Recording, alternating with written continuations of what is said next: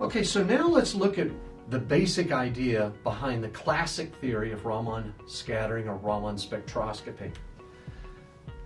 To begin with, and this is something we're going to keep coming back to multiple times as we talk about the spectroscopy, molecules can exist in various energy levels.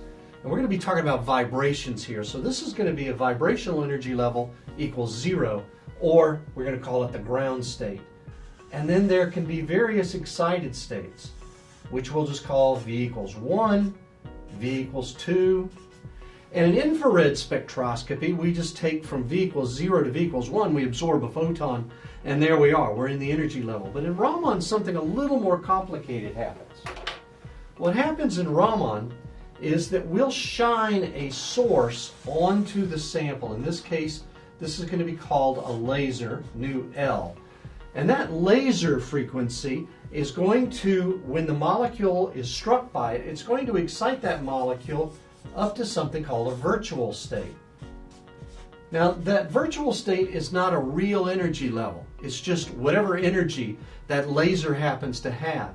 And the molecule is raised up to that virtual state, and it's transient. It doesn't stay there for very long. Now, once it's there, one of two things can happen. The first thing is it can scatter that light right back and go right back to the ground state. And this is going to be the nu R. In this case, nu R equals nu L.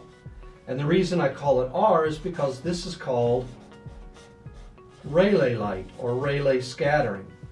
The Rayleigh scattering comes out with the same energy that went in with. There's no real energy interchange between the system here.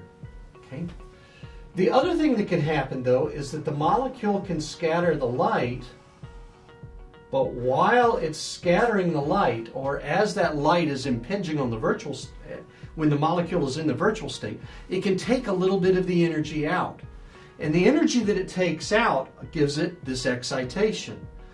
This we're going to call nu S, and critically, nu S, which is called the Stokes line, and hence the S, the nu S in Stokes, is equal to, if we look at it, it's going to be nu L, the laser, minus this transition energy, minus nu, and we're going to call it 0 to 1. What we do, though, we know nu L, that's the laser, that's our source, that's the energy we put in. The spectrometer, as we'll see in a later video, measures nu S. It measures this scattered or Stokes photon. So we know these two.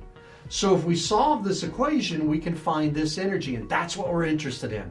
This is the energy of the molecule, and this is what the Raman is looking at. Now, it is also possible for the molecule to initially start out in an excited state. Now, that is nu L again. It's the same nu L, but since there's a spacing here, it actually goes to a higher virtual state. And from that higher virtual state, the molecule can then scatter all the way back to the ground state. Notice in this case, and we'll call this nu AS, that this photon right here, which is called an anti-Stokes photon, is higher in energy than the energy that came in, because the molecule gave up some energy. So if we look here, we have that nu AS, this energy, is equal to nu L, in this case, plus the energy, 0 to 1.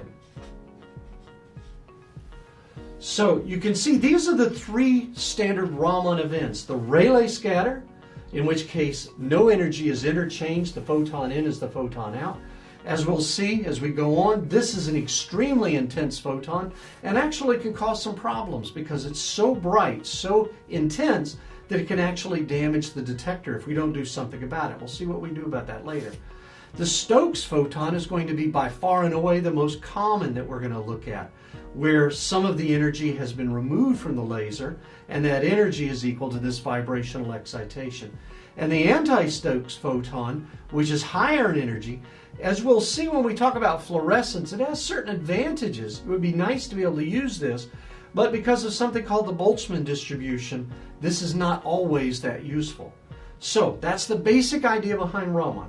The three different scatters, Rayleigh, Stokes, and anti-Stokes, the interchange of energy, and the key underlying fact.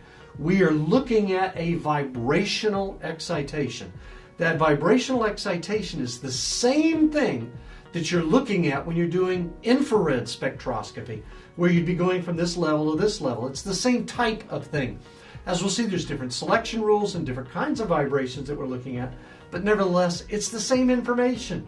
So we're looking at that excitation. So now, let's move on from there and begin to look at fluorescence and how that affects this.